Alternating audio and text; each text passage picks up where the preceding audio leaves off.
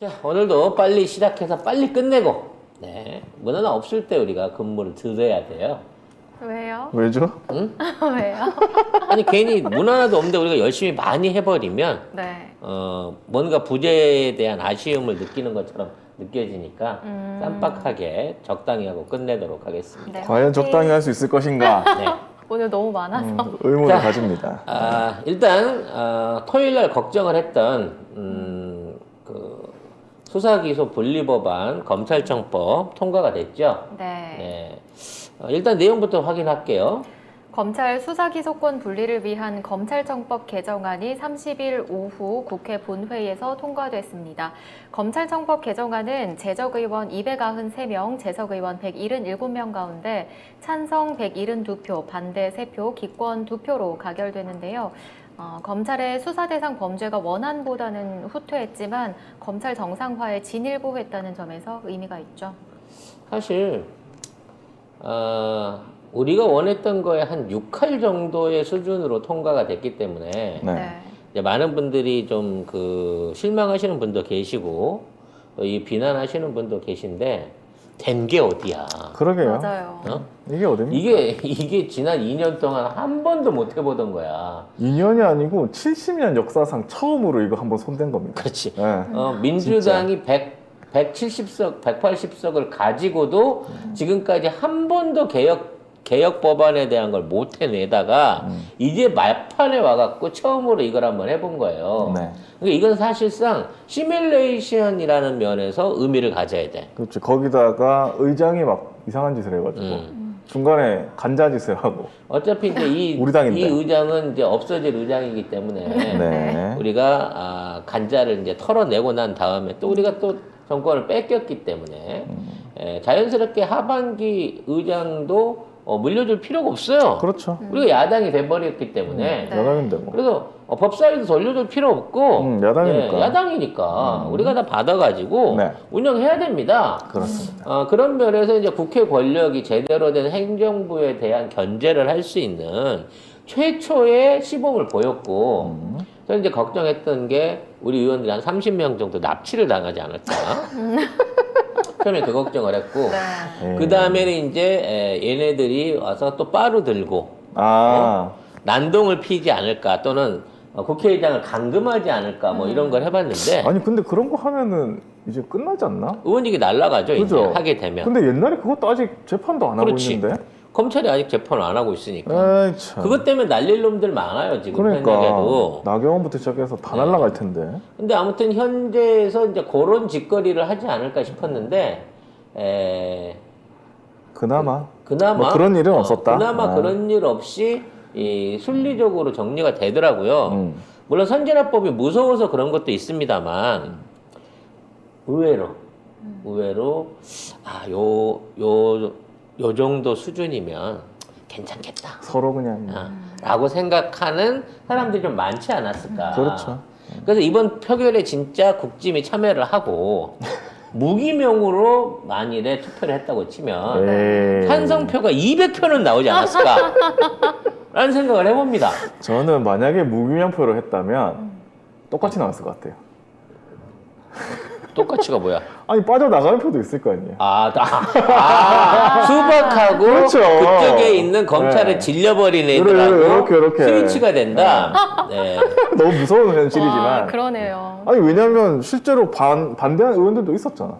그래서 이번에 172석이라고 하는 찬성표를 만들어냈다라고 하는 거는 요것은 윤석열이한테 섬찟할 수 있는 투표의 결과다.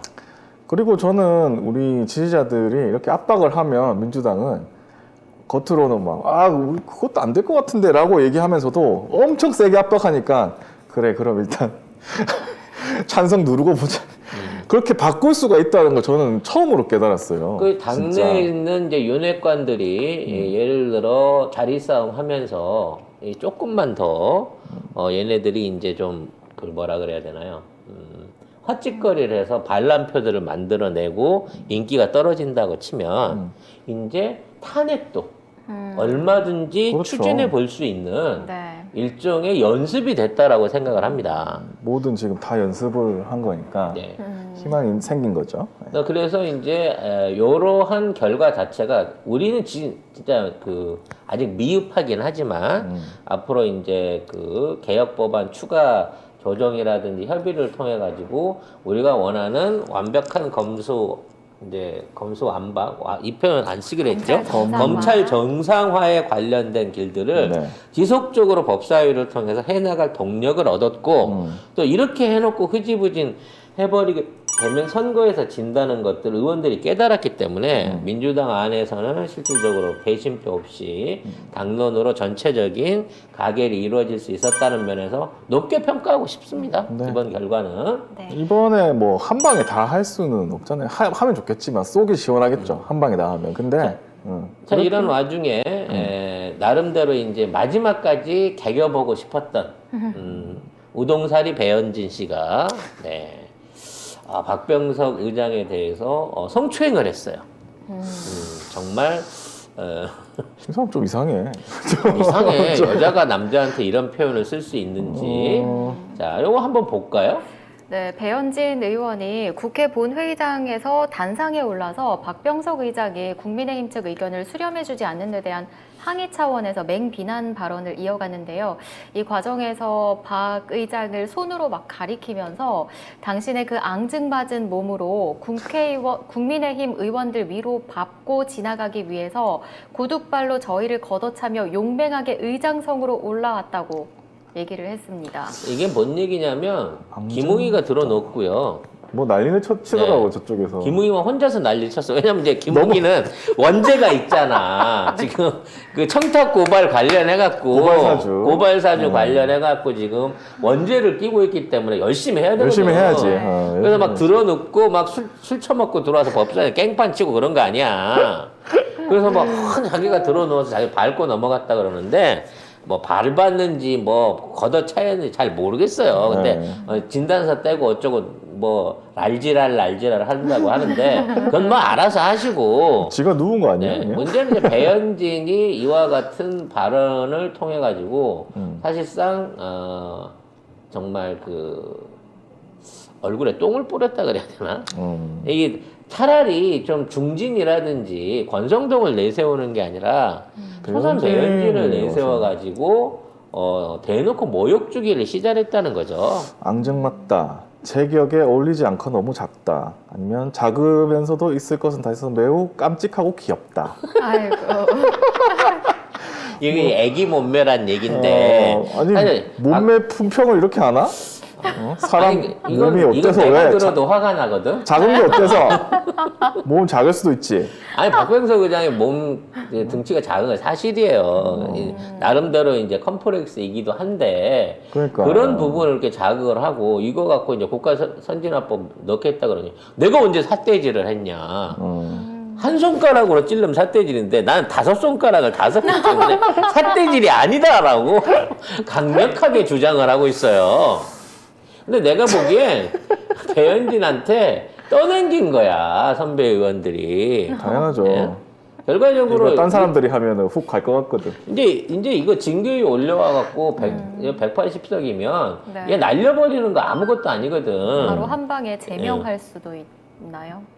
아마 박병석 국회의장이 근데 얘기를 잘 참을 겁니다. 하면 될 텐데. 근데 뭐 다른 데일리한 단독 보니까 이거 의결하고 나서 박병석 의장이 뭐 저쪽 국민의힘한테 뭐 전화하고 막 그랬다고 하더라고. 그래서 내가 데일리 아니라서 안 가져오긴 했는데 도대체 뭐 하는 어느 짓거리야. 당이야, 도대체? 어느 당이야. 아무튼 앞으로는 사업개혁특별위원회 활동을 좀 더 강화해가지고 본안에 없었던 내용들, 미흡했던 내용들 계속 만들어서 꽂아놓으면 됩니다. 그러니까 지금 같은 방식으로 하면요 계속해서 부칙 조항이나 이런 것들을 만들어 꽂아놓을 수 있어요. 이거 중수청 설치를 위한 이 사개 특위가 구성이 됐거든요.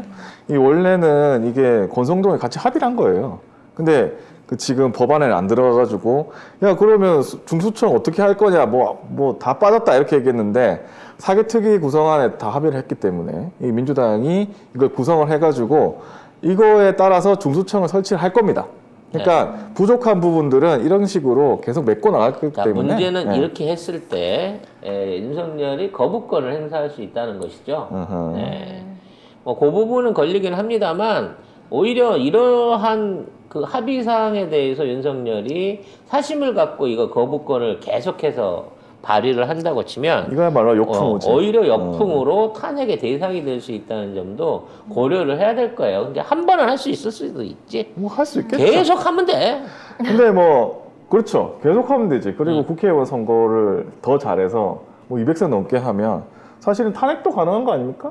그렇죠. 지금 계속 받는 건 뭐가, 200석이 안 되지만 저쪽에서 반란표를 30표를 꺼내 오거나 아니면 지금 있는 상황에서 다음 총선에서 압도적인 승리로 200표를 확보할 수 있게 된다고 치면 그때는 우리가 진짜 이게 탄핵 심판을 위한 표가 되는 거고 당연하죠. 그걸 하기 위해서는 이재명 당 대표와 그 민주당의 제대로 개혁된 의원들로 200명을 꽉꽉 채워야 된다라는 차후 과제가 남아 있는 것이죠. 그렇습니다. 자, 그러니까 너무 실망하지 마시고 네. 기대해 보세요. 처음이잖아. 이런 이제 일은 처음으로 70년 만에 해본 처음. 거잖아. 70년 만에 처음입니다. 만일에 이게 민주당 원안으로 간다고 해도 저들은 또 비난할 거고 빈틈이 있다고 또 얘기할 거예요. 그렇죠. 원래 법기술자들은 어떻게든 빈틈을 찾아내가지고 지금 뭐 저 헌법 소원도 한다고 그러고 뭐 이것저것 다 하겠다고 하잖아요. 해보라고 하세요. 하지만 입법부가 가지고 있는 권한을 절대 포기하지 않는 민주당의 모습을 보여줌으로 인해서 행정을 하고 나는 게 지금 이사를 하고 있는 윤석열 정권에서도 뭔가 좀 두려움을 가질 수 있는 첫 시발점을 만들었다라는 면에서 의의가 있다고 생각이 됩니다. 네.